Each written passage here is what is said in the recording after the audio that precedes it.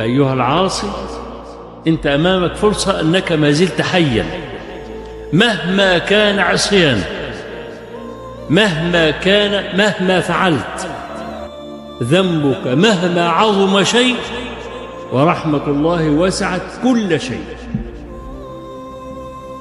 فلا تيأسن من رحمة الله تبارك وتعالى، فإنه لا ييأس من روح الله إلا القوم الكافرون.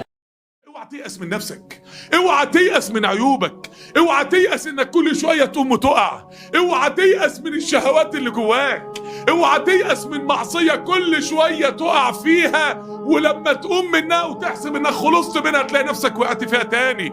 اوعى تيأس من نفسك، اوعى تحبط، اوعى يجيلك احباط. انا مش نافع، انا مش هعرف ابقى متدين بحقه حقيقي، انا مش هعرف ارضي ربنا بحقه حقيقي، انا همتي ضعيفة، انا عزيمتي وحشة، انا وحش مع ربنا. انا لما بقع في زنقة بقف واقول يا رب يا رب يا رب، ولما الزنقة بتروح بتصدم في نفسي. اصلا ايه ده؟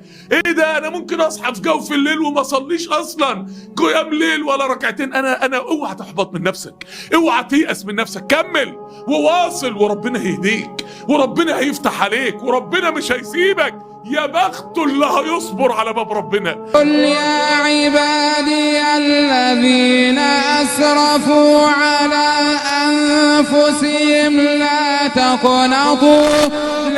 تقنطوا من رحمة الله